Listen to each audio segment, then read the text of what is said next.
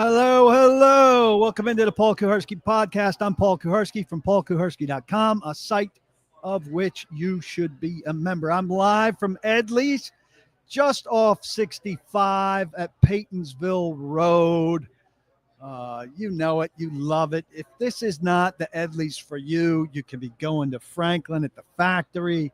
You could be going to 5 Points in East Nashville. You could be going to Sylvan Park. You could be going to Donaldson, Gallatin, 12 South Nolensville. They have the city surrounded, encapsulated with delicious barbecue, fantastic bars, all the side dishes you could want. It is delicious food. It is signature Nashville barbecue. It is my favorite. It should be your favorite. If you're craving a great lunch, a great dinner, a family outing this weekend, a nice cocktail or beer after work, EDLEY'S is the place for you. Stop by. I'm part of the 440 Sports Network. You can hear me Monday on this network as well with Braden Gall, 3 to 4 on a football show. Have some interesting things to talk about today. Trevor Lawrence, a rumor about Pittsburgh's interest, not Titans related, but Titans opponent related.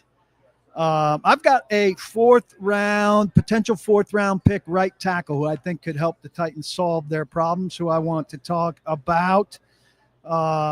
Jeff Simmons talking about his favorite thing, the mosh pit at the new stadium and what that's all about and will mean.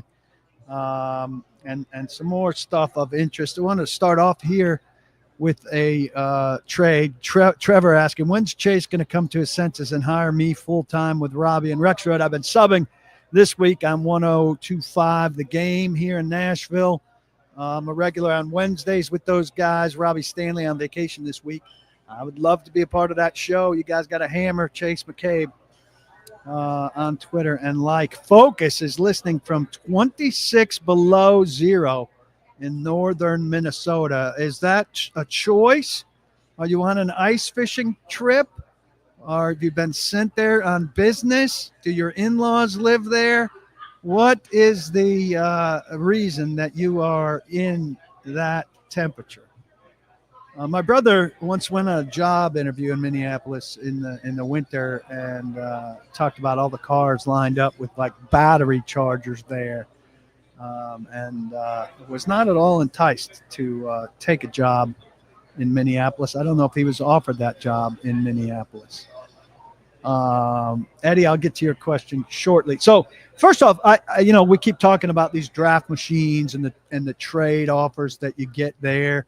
On the radio this morning, just on a whim, immediately we were checking to see what was a reasonable expectation from the Giants. Now, I've written about what is it, Pro Football Draft, Pro Football Network, whichever it is. It's the one that I'm most familiar with now, so when I go do Pro Football Focus, I don't enjoy it as much because the ordering's unfamiliar to me. It's better to mix it up.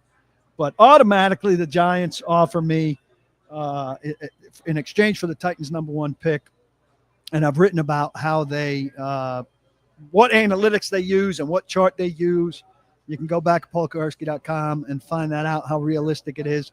They offer me, in exchange for number 1, number 3, number 34 in the second round, number 65 in the third round, number 104 in the fourth round, and their second-round pick in 2026. Now, I know we all want first-round pick, but listen, this is basically doubling up. So you drop 2 spots.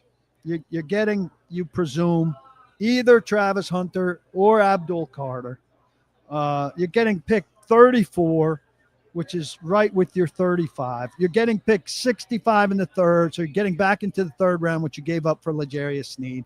And you're getting 104 in the fourth. I think they have 102. So you're doubling up in the second, and you're doubling up in the fourth, which goes a long way towards these top 100 picks that Chad Brinker's talked about coveting and wanting 12 of in the next 3 years. And you're getting the Giants' second-round pick next year, which gives you your first, your second, not expecting those to be pretty high picks, and not expecting the Giants to get very good.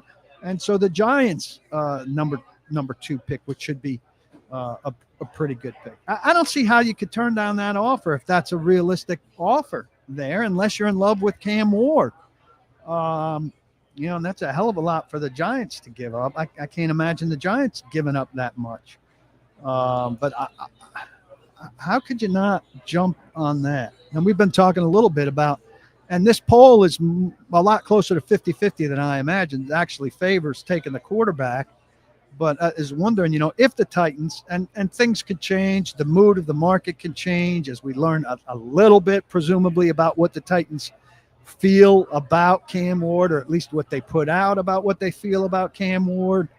But this idea that, the Titans could actually be a quarterback needy team, taking a quarterback at number 1 and it not being well received by their fan base. Now, I maybe some people are reading this incorrectly. I tweeted, as of now, would you be upset if the Titans took a quarterback at number 1? 39% say yes, they'd be upset. 62% say no, they would not be upset. So my premise is maybe a little off. I'm going to talk to Mel Kiper about this after this podcast. But to talk about if he ever seen a situation like this, I think a lot of people would not be upset if I phrase this question the other way. If they got stuck at 1 and took Abdul Carter, how many of you would be upset by that scenario if they got stuck at 1 and did not take a quarterback? I think not a lot of people. Taylor, we're getting some comments on wind chill. Taylor, minus 13 degrees with wind chill here in eastern Iowa. Must feel like a warm spring day by comparison, he's telling Focus. Richard would take that deal all day long and twice on Sunday. Ivan would take that deal from the Giants. D. Gup would take it. So very popular. Vocus is explaining why he's in that temperature. Business trip. Lakes here have 30 inches of ice on them. Never seen temperatures like this in my life. Of course, a Nashvilleian like me was laughed at. When I say upset, Eddie's asking, do I mean actually upset? If they take a quarterback, it's not my preferred option, but I wouldn't be upset. Well, I mean, would you have preferred something different? Would you have preferred, if they take Cam Ward at 1, would you have preferred they trade out of it to get Abdul Carter? Would you have preferred they take Abdul Carter or Travis Hunter at 1? I don't mean throwing stuff upset. I mean, that's for you to interpret what level of upset. As long as they have conviction in their decision, Derek said, I couldn't care less who they pick. Well, that's very interesting because most people, most fans have feel like they have a huge stake in it. So let's go to my my right tackle, which is my big feature of this pod. Dwayne likes the proper area to draft a right tackle, and Eddie says not a fan of a round 2 tackle.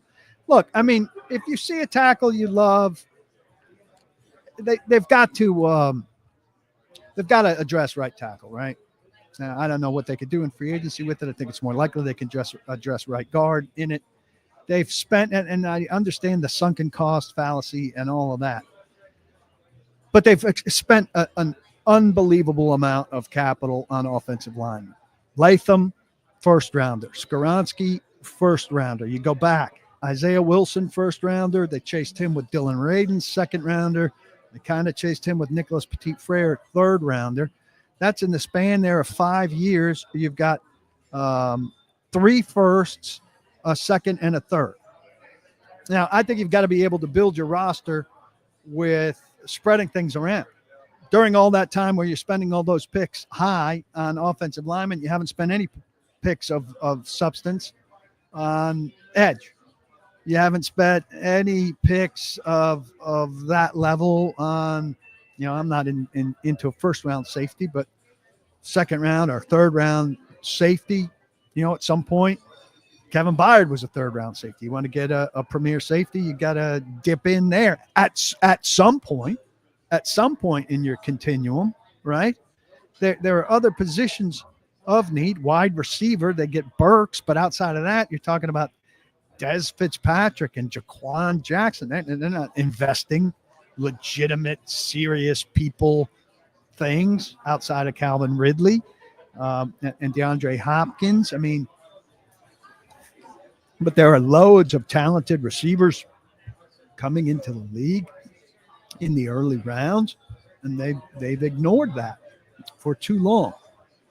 So, I mean, I think you've got to bring in a couple veterans, hopefully a starting guard caliber player, and hopefully a guy who could play right tackle for you if you need, or could at least start the season there if you need to wait on somebody to develop a little bit, a la Nate Davis, who was a third-round pick, who sat for a month while out of Charlotte while he took some practice time to get ready to get into the lineup when it was his time. And my guy here, who James Foster wrote an extensive file, touched on 29 guys yesterday. Tackles, right tackles, edge players, wide receivers who could be, first round trade down possibilities, second day guys, and third day guys. This is at paulkuharsky.com. This file alone is worth the price of admission to paulkuharsky.com. You got to sign up and just to read this file. Fantastic work by James. He wrote about Logan Brown, right tackle from Kansas. So he has ranked 98. I think he's a good possibility. I like the idea of him for the Titans at 102. He's not on the Athletics top 100, right? So he's not necessarily going to be on these consensus big boards in the top 100. 6'6", 312. His hands, 9 7/8, usually 10 is what people want to see. He's not like Ola Fushanu, who was 8.5 last year, was controversially small. Arms are 34 3/4. They want defensive linemen, generally speaking, to have 34-inch arms. So he passes all of that. He transferred in 2023 to Kansas from Wisconsin. He played 3 years at Wisconsin, wasn't starting the whole time. 2 years at Kansas. He's played, I believe, 39 games. There's a connection here. Scott Fuchs, rhymes or pronounced like books. Fuchs, close to trouble, is the Titans' assistant offensive line coach, handpicked by Bill Callahan, who likes this guy. Well, he overlapped with Logan Brown at Kansas for a year, so he's got a lot of insight into this guy. If you go around and read scouting reports about Logan Brown, he's in a run-heavy, pretty simple offense at Kansas. So obviously he's got to learn a lot about the pass game. But I just collected snippets out of stuff I was reading. Commanding presence on angled drive blocks. Blots out tightly aligned rushers using his size, length, and grip strength. Devastating initial punch. Outstanding flexibility and knee bend. He played 39 games in 3 years. I had that number right, at Wisconsin. 3 years at Wisconsin, 2 at Kansas. He's a type 1 diabetic. I don't know how much a concern that is. It seems to me it's something a lot of people manage. The questions are, how does he handle power? And, how quickly can he adapt to the complexities of the NFL game after being in a simple, straightforward, and very run-heavy offense? So this is from James Foster. Only 35.8 of Brown's pass blocking snaps last year were true pass sets. That throws out screens and stuff where the quarterback hardly has to hold the ball. It's one of the lowest rates in college football last year. He's got a very small sample size then of isolated pass blocking reps. But he performed well in those limited opportunities. 6 pressures last year. His athleticism is really obvious. Hard to see, James wrote, why he was such a coveted high school recruit He's a shot putter, I believe, track athlete. Rare agility and foot speed to mirror pass rushers on an island, and his anchor was rock solid. Some others have kind of questioned the anchor, not the athleticism at all. Still very inexperienced, however, which is 411 career pass blocking snaps. Need to clean up his hand usage in the NFL. Flashes of advanced technique, occasional lapses in strike timing and accuracy. Typically was able to fall back on his athleticism and recover from these mistakes in the Big 12. Margin for error obviously goes down when he is in the NFL. Sounds like a guy that if Bill Callahan's top assistant is recommending him from his year together, could be a fit right there at the top of the fourth, and is the kind of clay that Bill Callahan could build on pretty quickly. This is a far more skilled kind of guy, it sounds like to me, than a third year Nicholas Petit-Frere, whose confidence was just shot to hell and whose desire seemed to be really, really limited. Josh has been pronouncing Fuchs, rhymes with books, wrong. Just pay the yearly subscription fee and get a free month, Richard says. So this is my guy. I'm really interested in him. I saw some snaps that he took at the Senior Bowl. Looked pretty solid. I'm not a guy that's going to read a ton into practice snaps for Logan Brown at the Senior Bowl, but he's I'll check mark a handful of guys that I'm interested in, and he's one of the first ones for me that's borderline top 100 guy. Check him out if you haven't. Keep an eye on him. Keep that connection in mind there. I think Callahan's going to have a lot of sway here, and he should. He overestimated what they had to work with. He should have asked for more, and I think universally they're going to get more this year. I would expect 3 guys of significant enough caliber, top 100 level draft people, 2, 3 guys. So either 2 in the top 100 level, and or free agents, maybe 4 guys. But they've clearly got to upgrade the talent that he has to work with, because he couldn't work magic with guys that were not good. And maybe he overestimated his ability to do so, looking at the best tape of Nicholas Petit-Frere, Sadiq Charles, who then disappointed them and retired, Jerron Christensen, who he'd had previously, and the like. Jason McDonald said 610 snaps at right tackle, had a single-digit difference between, we're talking now, single-digit difference between his run and pass blocking grades, similar grades as Chase Lunt and Crenshaw Dixon. I don't know if you're saying that as a good thing or a bad thing about Logan Brown. Sam enters the room. David Jackson enters the room. David Jackson, I was surprised at the poll results this morning. I don't know if I phrased that question well. I'm curious what guys from the All-22 here and regulars like Trey, but David's here, Sam's here. Think about that. Sam, the fried ribs here are always, always excellent. I have to stop myself from eating them every time I'm here. Otherwise, I would be driving to my doctor on the way. Got to show some limits. If there's a debate on the 2 quarterbacks, D. Gup says, they aren't the right ones. There was never a doubt with Luck or Burrow. Well, there's never a doubt with Trevor Lawrence either, and he wasn't the right guy. I mean, there was a debate, maybe at least an external debate, with Mariota and Winston, but that doesn't mean that one of them was the wrong guy. Now, neither of them were fantastic, but I disagree with you there. I mean, I don't like either of the quarterbacks, and I don't think either of them is the best player in the draft or good enough to quarterback tax into being the top pick in the draft.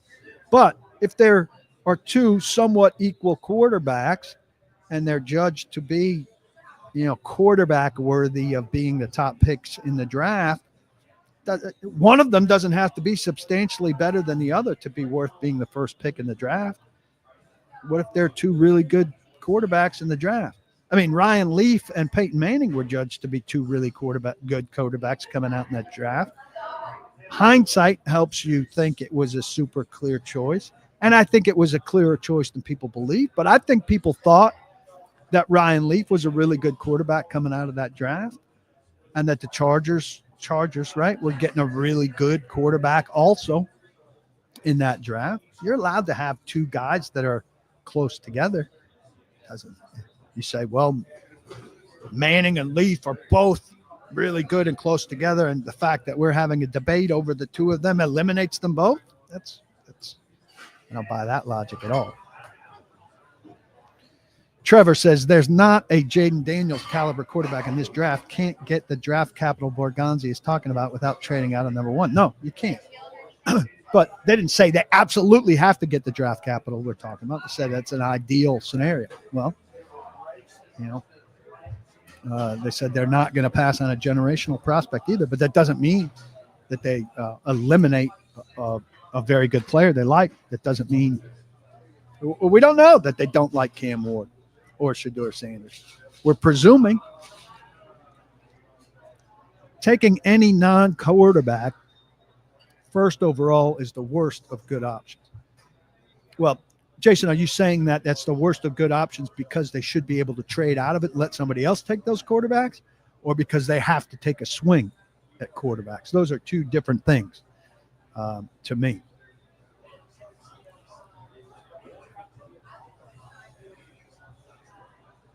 Scrolling. So we're talking about quarterbacks here, and I mentioned Trevor Lawrence.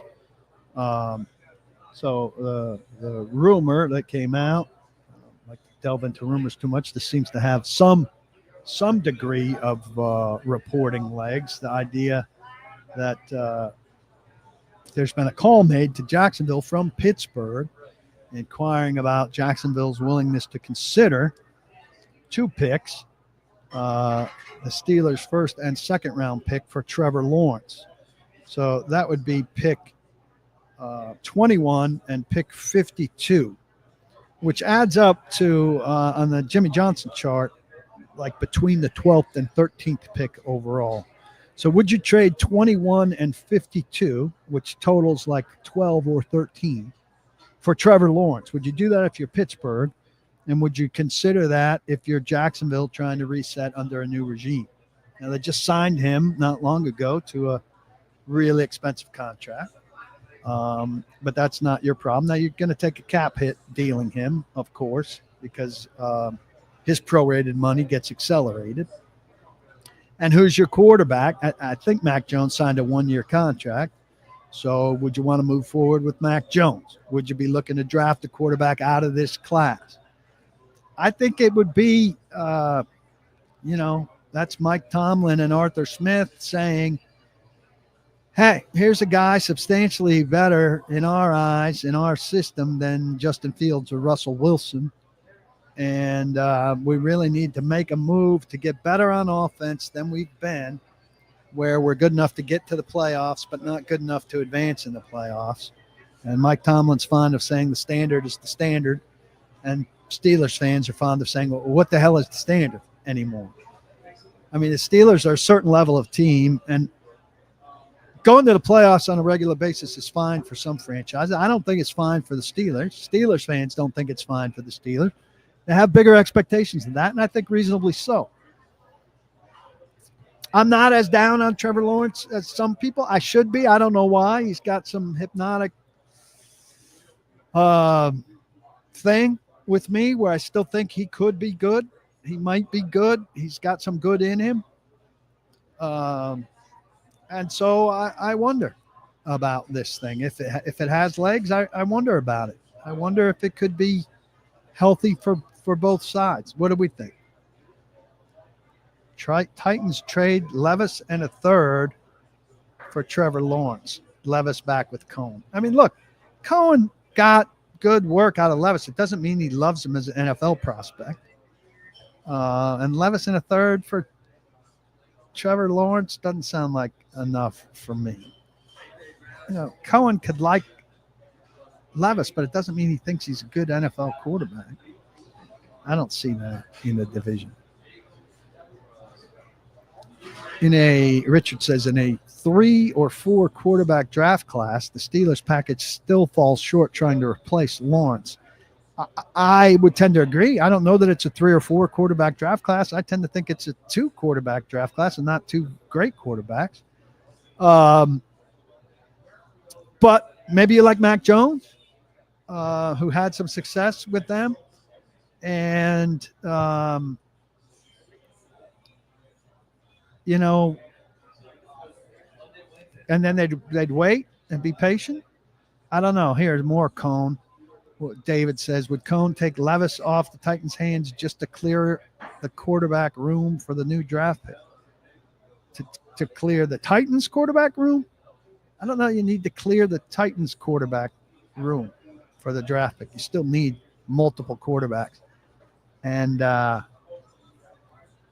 will say, you know, trading Malik Willis to clear the quarterback draft room seemed like a good idea until Malik Willis went somewhere else and got good. Titans don't have a third, by the way, Jeremy Martin points out. Is it time for Travis Kelce to retire? Man, I saw some film clips of how slow Travis Kelce was to move at the snap of the Super Bowl, and it looked really, really bad. Really bad. Sam is all the way out on Lawrence with that contract attached to him. Let's take a look at that contract. Let's take a look at that.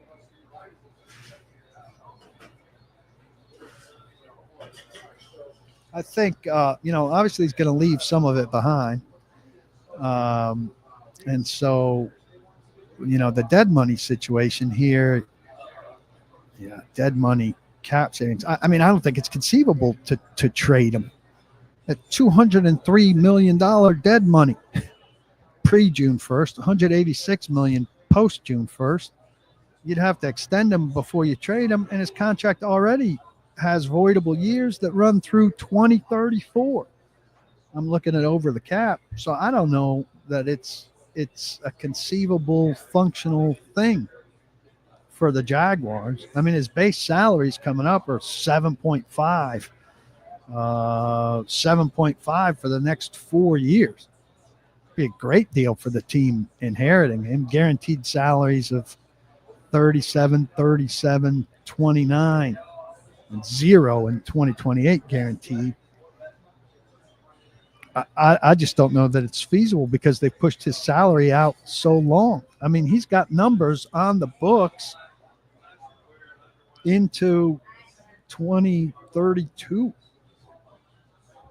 I don't know that it's physically possible to do this.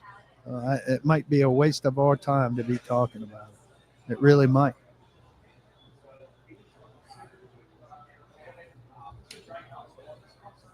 I don't buy. Eric asks, am I buying that there's consideration of running it back with Levis? I mean, he's not going to be the only quarterback here.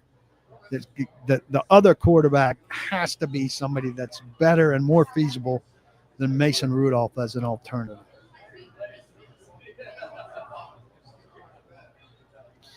Yeah, the David Jackson asking where in the new stadium the press box will be. The press box will be a sideline press box, which is big. A lot of press boxes around the league are in a corner, which sucks. Because you just, when stuff's down the far end, it's very hard to see. I know nobody's crying me a river. So it will be on the sideline. You know, the current Titans press box starts at the 50 and runs down to the corner. But those of us who are regulars and have been around for a long time are, you know, really at the 45 pretty much. It's very low. It's one of the best press. There's Carolina's the only one anymore. Baltimore had been good for a long time. It got moved this year. But we will be higher but not as high as the rest of the division. I mean, Lucas Oil Stadium and Houston are sky high. Jacksonville too, and it'll be a little bit lower for those. What do you give up for Stafford, assuming he's being shopped? I mean, it's a hard question because the Titans talking very much about being a draft first team. And so if you get into the Stafford business, you're going against the very idea of being draft first. You don't have a third, which I think is probably what the price would wind up being. And what the best the Titans could do is a fourth, I think. And if it was more than that, I think they definitely have to stay out of it. So and then if it's a fourth plus something next year, but then you're giving up picks for a short-term guy with a big contract who's going to want a new contract. I don't know that you can do it. So David says next year's second, which I think is pretty costly. I mean, they want to get out of the money. They want to get out of the money, and this idea that they wouldn't send them to a bad place is, I think, ridiculous. You got to do business. What about number 1 overall for Stafford and the Rams 1, 2, and a future first or second? It's pretty expensive. I don't know if the Rams would give up quite that much. Pretty pricey. So there was a question about where the press box is from David Jackson. I had just a small note here about the mosh pit. There's a big deal made about the mosh pit selling out. We've got a guy in 22, Sam and Dave here are all 22 members. And our friend, another Sam, is Mr. First Down. You might know Mr. First Down. He wears really bad Titans hats and a lot of boas. And he'll be thrilled, I think, at the mere mention of his name in here. He's a mosh pit guy. And I was curious, they were touting the Titans that the mosh pit had sold out. So I was curious how many people are in the mosh pit, and did some investigating. The mosh pit, how let's have a couple guesses. How many fans you think are in the mosh pit? And don't say if you know, but I'm curious how many people you think are in this mosh pit, which is loaded with you had to apply and be a crazy fans. Tall Texan said, don't be naive and think teams don't do players favors who brought the team success. Yeah, given a choice, if they could trade them for roughly the same value to the Titans and to the Steelers, they'd trade them to the Steelers. But if the Titans were offering substantially more than the Steelers, they'd be stupid not to trade them to the Titans for more. Godstink guesses 500. Barton guesses 250. Focus says 200 to 350. It is, in fact, a little bit over 300. So it'll do well as a TV shot, right? And I think it'll look bigger than it is. The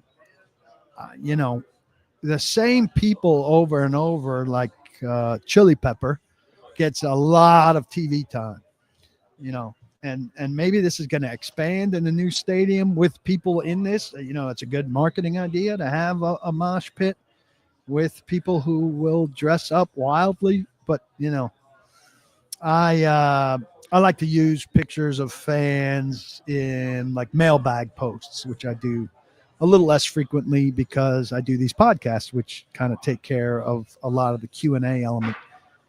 You look around for crazily dressed Titans fans and you see the same 5 or 6 guys, generally speaking. So maybe this heightens that up in a good way. That's good for the visuals. But it is only a little bit north of 300 seats. For greater context, the Titans are approaching 40% of the stadium sold through for the entire building. And that was about 10 days ago when I got that information. So 40%. And I think the What I picture is the easier sales, but they aren't necessarily the easier sales. The cheaper sales are still to come, but those cheaper sales are expensive, right? Upper deck seats are a hard sell nowadays, I think, because if you're not that close, they're not that good, you're more tempted to stay home. Now, these upper deck seats are far better than upper deck seats at Nissan Stadium have been, and certainly for the first go round. But putting down PSL money for an upper deck seat is also tough. So 1 to 10, what's my trust level in Brinker Borgonzi? Look, Barton, it's good to see you. I am taking a very skeptical approach of the Titans based on their poor decision making that they've made, the organization's made over the last 3 years. And so I'm going on an earned trust approach. And so my trust level in Brinker Borgonzi is a 4.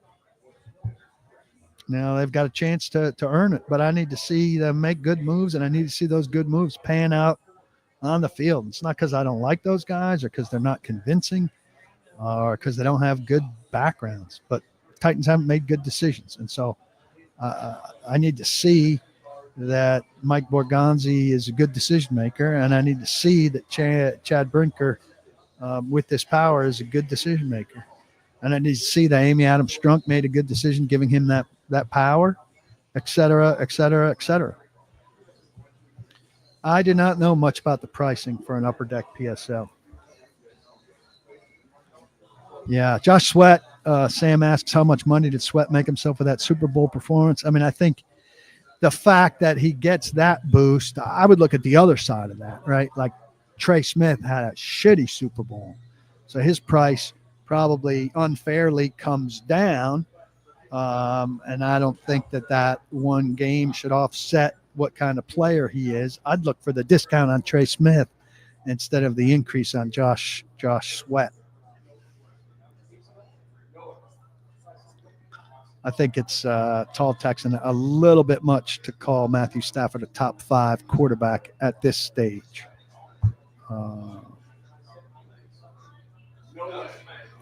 Would the New York Giants trade 3 plus round 2 and round 3 for number 1? Well, JW, came in talking about, this mock draft simulator has, which uses one of the charts that I've written about in the past, has the Giants giving up 3, 34 in the second, 65 in the third, 104 in the fourth, and the Giants second next year for number 1.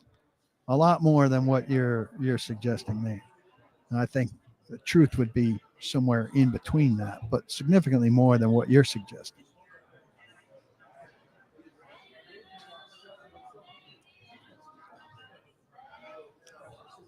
Levi's press box, Sam, I remember as being glaringly sunny and hot.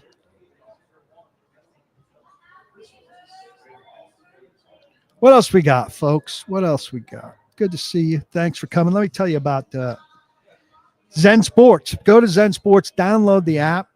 It's easy and nice functioning app, Zen Sports. Use the code TNPaul to sign up there.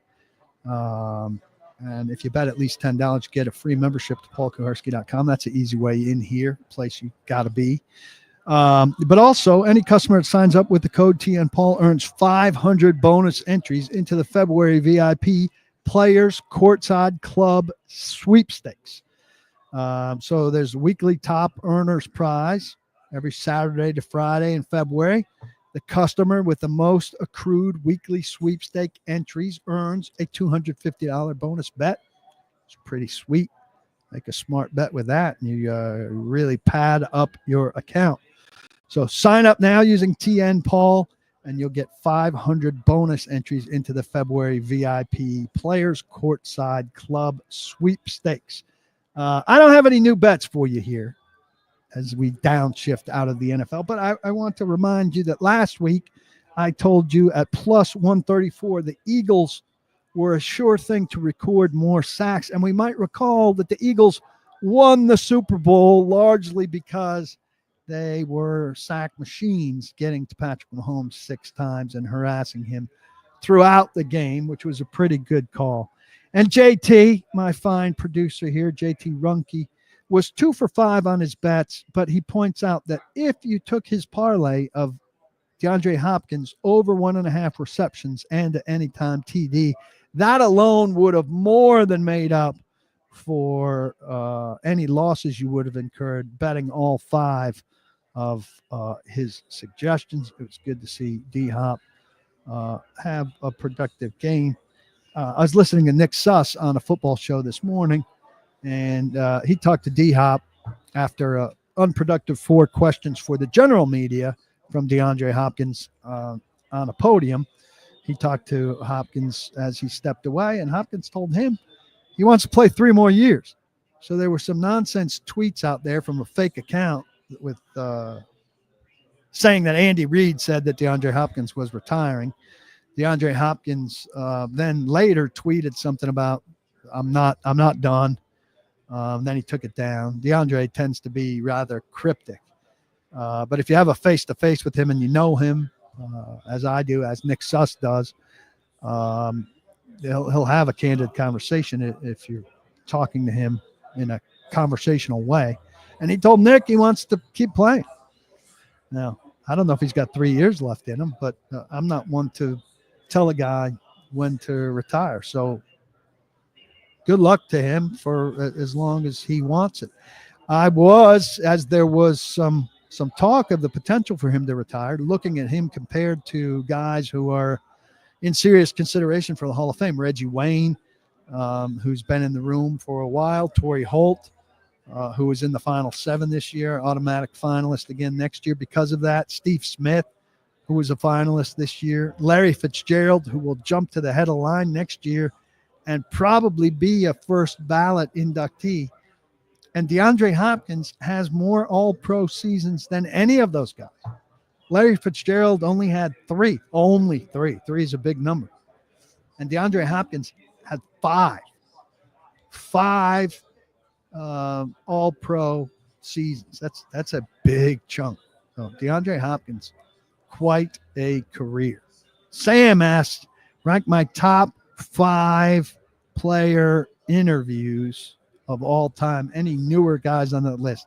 Samari Roll and Frank Wycheck, for sure. They're right at the top of the list. 2 guys that I loved. I talked to Samari this week for a piece that I wrote that you should check out at paulkuharsky.com. Frank Wycheck, God rest his soul. Delaney Walker has to be on there.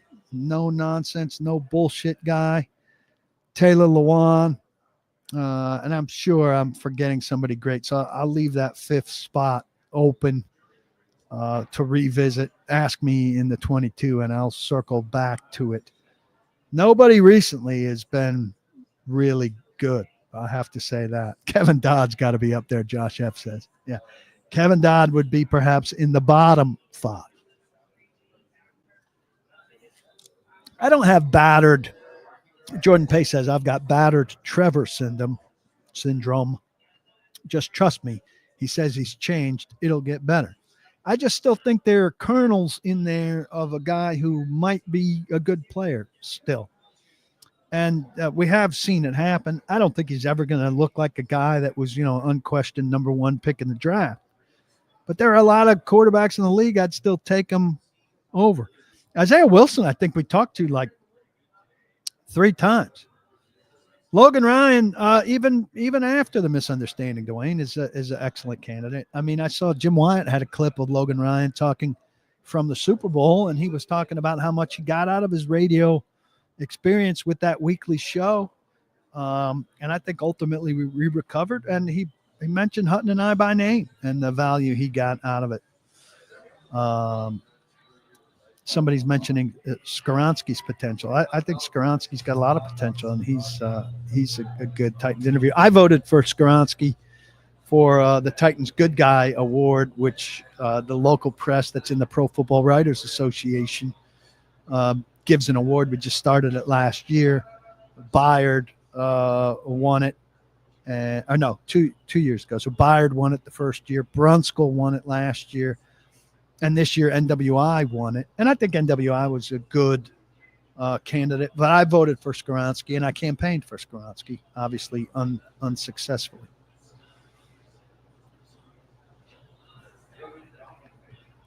Ben Jones was bad, but kind of came to a more of an off-the-record understanding and could talk to him off the record some.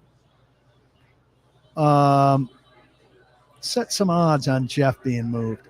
I don't think Jeff will wind up getting moved, but I think if you could get 2 picks for Jeff, second and a third, second and a fourth, third and 2/3, something like that, I would seriously consider it. And, I was going to touch on that. That's really the last thing on my list here. I knew we'd be question-filled. Jeff Simmons, I hate for it to seem like I harp on it, but Jeff Simmons talked to Jim Wyatt at the Super Bowl. And what did Jeff talk about? There has not been anybody with this team. I have been following this team since 1996. I lived in Houston for the last year of the Houston Oilers. Nobody has ever talked about leadership more than Jeff Simmons. And they have had some big-time leaders on this team. You talked about Logan Ryan. He was one of them. I mean, Bruce Matthews. I don't think Bruce Matthews ever brought up leadership. I mean, he answered begrudgingly questions about leadership. He just led. Jeff Simmons is always bringing up leadership, always talking about leadership. Joe Rexrod said this morning he's young. Well, he might be young in age. He's 6 years. He's heading into his 7th maybe, or his 6th. He's one of the oldest guys on the team, but we're going to still call him young? I mean, good guys come into the league, and they're leading in their 2nd year. I just have never heard a guy talk so much about leadership. And one of the things he's talking about, and I respect the fact that he's saying he's going to ask for guidance on leadership because he needs it, because he's not very good at it. But he's asking for guidance on leadership. He's going to ask guys about how to deal with young guys who didn't take constructive criticism well. You know who doesn't take constructive criticism well? Maybe they didn't take constructive criticism well from Jeff, because Jeff doesn't take constructive criticism well. It's just fucking ridiculous. You need PK podcast interviewing my brother? I did a podcast once, one of my elsewheres, where I interviewed both of my brothers and my sister to get to the root of why I am how I am. I mean, I think Lawan's maturation was superior. I mean, he got it. But what happened with Lawan is that he had a come to Jesus moment. He had his captaincy stripped, and the team basically told him, like, hey, man, you don't get it. And he was forced to face up to things. And I don't know that anybody's ever told Jeff he doesn't get it. I don't know that the team gets it. People want the elsewhere. Yeah, I got to go dig that up. Must go give it up. I appreciate you guys wanting that.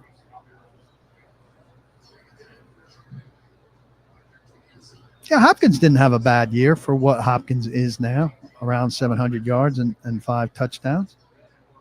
That's not bad. Goff, Sam says, may be a good comp to look at for Lawrence Hope. I think that's reasonable. I mean, I tend to think Trevor Lawrence has been around forever, right? I mean, he's just 4 years into this thing. Right? He's not been around as long as it seems. Jacksonville has just been going through it. And that's another thing I kind of wish for the guy. Seemed like a good guy. And he's cursed to this ridiculous organization that's always a mess. You guys want John Robinson to get that job? It's another thing that we've been discussing. And look, I like John Robinson personally. Probably never have a relationship with him again because of how badly I've hit him. But I mean, you just look at his first round record. And I mean, it's just preposterously bad. Simmons is a very good pick, but Corey Davis, Rashawn Evans, Jeff Simmons, Isaiah Wilson, Caleb Farley, Traylon Burks after a terrible trade. And I should go back another year. So Conklin's a great hit. Corey Davis, bad. Rashawn Evans, bad. Jeffrey Simmons, good. Isaiah Wilson, all-time bad. Caleb Farley, bad. Traylon Burks, really bad when you consider that you're giving up A.J. Brown for him. I mean, you cannot build the foundation of a team with those being your first-round picks. You know? He had that great draft. Look, 16. I'm leaving out Adoree Jackson also, who is not good. I mean, that's just a bad list. You can defend John Robinson. John Robinson's first couple of years, really good. He made the trade for DeMarco Murray, the trade for Dennis Kelly, the trade for Ryan Tannehill. Those three trades alone are fantastic trades. And the draft, I mean, when you draft Jeffrey Simmons, A.J. Brown, Nate Davis, Amani Hooker, and David Long, that's a terrific draft. After that, really, I mean, and the draft before that, the first draft, you get, 3 All-Pros in one draft with Conklin and Henry and Byard. That's ridiculously good. And that's why they were good for a while. But, people, too, are saying, like, they should be recovered from this stuff by now. And they should be recovered from this stuff by now. But they did a bad job replacing Robinson.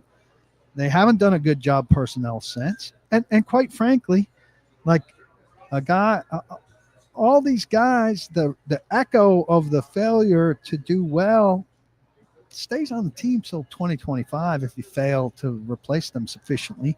And when you're chasing the right side of the offensive line all this time, and he failed to effectively replace his own mistakes when you're chasing Wilson with Radens and NPF. I mean, that's 3 swings for a tackle and 3 misses where you didn't get to address something else with the second of those picks and the third of those picks. And then, Burks should have been on this team at least through 2026. This is absolutely true. Nobody on this team has the balls to stand up to Jeff Simmons. Do I think the front office will provide more access to us and face the public more now that Rand is gone? I do. I mean, it's hard to face the public less than Rand did.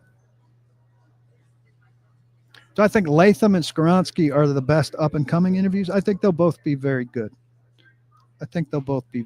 Derek, get this question every week about the new Titans radio play-by-play caller. I think it'll be later than sooner. They want somebody with significant experience calling games, at least at the college level. And, Combine's coming up end of this month. That person, Mike Keith is very involved in their podcast that they did from that. This person's not going to be involved in that, I wouldn't think at all.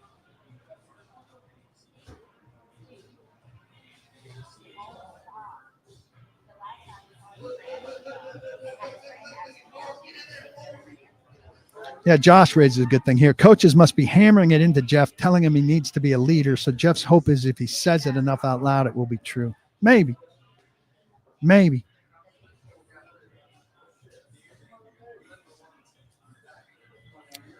They've been dog years, Sam says, about Jeff's 6 years. Is it 6 going on 7? That sounds right to me. Also, like all those first rounders I listed, there's 1 second contract in Simmons. There's 1 all-pro guy in Conklin, who I think was reasonable not to do his 5th-year option and not to re-sign him because you had Lawan on the other side. It's just the failure to replace him that's been the problem. And 1 all-pro guy in Simmons. I mean, the hit rate there is just awful. Just awful.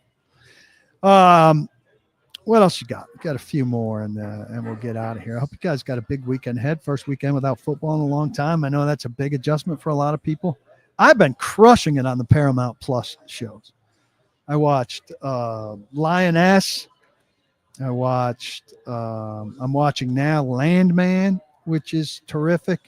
I watched one more, which I'm going to forget to make myself bad. But also, yeah, I made the transition to YouTube TV. I'm not loving it now. I'm hearing that the CBS, there's going to be some kind of conflict with CBS. Not excited about that. The remote's not backlit, which is just stupid on the Fire Stick. Somebody suggested another Fire Stick, which I ordered. That's a backlit remote, but it doesn't function with my TV, which is not Fire Stick compatible. It's way more complicated than it needs to be. I mean, I like the access to the streaming networks and all of that. And I like the price a lot better than Comcast, which I haven't canceled yet. But Barton says, maybe if we go back to not wearing captain patches, he'll step it up. I'm sure he loves that captain patch. I'm sure he does. I think they're just starved, Sam says, for any natural leaders or good players. So Jeff's the default, but he's awful at it. I'm surprised at how universally, not universally, but close to universally, this is now accepted by the fan base. Like the fan base tired of Jeff's shtick, if you will. And that's it. What I expect for this draft to be about 50-50 offense, defense. A lot of it depends on who's available when and what they do in free agency. But I think, where do they need the most? Well, you're going to get a couple people on the offensive line. I don't know if they're coming in the draft or free agency or what kind of balance you're getting there. Tight end is a spot of concern. Wide receiver is a spot of concern. Inside linebacker, they're going to wait on those guys to grow, or are they going to get some help? I think you can upgrade Kenneth Murray in free agency, maybe with Nick Bolton. Edge, you need several guys. So, I'd say maybe edge and offensive line offset each other. Quarterbacks, big. Yeah, I think maybe a little bit more offense than defense, depending on how many guys are incoming at offensive line. GMs are judged too much by just draft picks. For J-Rob, you have to consider both his trades, DeMarco Murray, pick swap, and free agents, Logan Ryan, Malcolm Butler as well. Yeah. Look, I think there's early John Robinson and late John Robinson. Early John Robinson was very good, and late John Robinson was not. Late John Robinson has left a severe mark on this team. Also, first 4 years of John Robinson were 9-7. 9-7, 9-7, 9-7, 9-7. Then I think 11-5, 12-4. And then the year during which he got fired where they won 7 games. It's good for this team, very good for like NFL standards of really good. 2 really good years. They didn't maximize that window. After the Cincinnati game, things went to hell. But yeah, I said he made good trades, good acquisitions. You're leaving out, Tannehill, Kelly. He did a lot of good things. He hired Vrabel.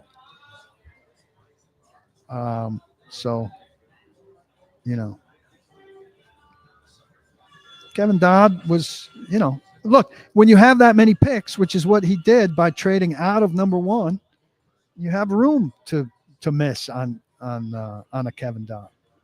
It happens, Now, when you have fewer picks or regular amount of picks and you consistently miss on your first rounder, that's a problem. So Kevin Dodd isn't that. Mike Vrabel had way more say in the draft picks than people are saying. Mike needs a lot more blame. He didn't have that much say. Or look, ultimately, when you're talking about J-Rob picks, Traylon Burks, you think he was really in favor of that when you watch his reaction in the draft room when he got up and walked away? You think he was thrilled about A.J. Brown trade when he said a couple months earlier, A.J. Brown's not going anywhere as long as I'm the head coach? I mean, he later said, I got to be careful what I say because I've said stuff before and gotten burnt. So, he may have endorsed Isaiah Wilson and wanted him, but he wasn't the guy with the final say. So if Isaiah Wilson's terrible, if Isaiah Wilson's a guy who can get on the field for 4 snaps that year, I think both Robinson and Vrabel were way too forgiving of themselves for that mistake to this day. But who's the guy that ultimately stamped the paper that got passed into the league? It wasn't Mike Vrabel. So I'm more forgiving of Mike Vrabel because it wasn't Mike Vrabel's department, personnel department upstairs at that time when it was upstairs, downstairs. The guy who ran upstairs was John Robinson. Hey, good audience, good participation. I appreciate all you guys. I hope you have a great weekend. Listen, if you're not a member of PaulKuharsky.com, I'll give you this deal. Send me an email, pkuharsky@gmail.com. I'll send you a coupon. Get a month free. Get off to a start. Just this James Foster article yesterday. If you're not reading that, you're insane. You're not as big a Titans fan as you claim to be. I'll tell you that right to your face. I'm looking right at you. You're not as big a Titans fan as you claim to be if you're not reading the stuff that's at paulkuharsky.com right now. I'll give you a month free. Email me, pkuharsky@gmail.com. Eat at EDLEY'S BBQ. Bet at Zen Sports. And don't block the box, but be sure to lock your locks. Cheers, everybody. Thanks for coming.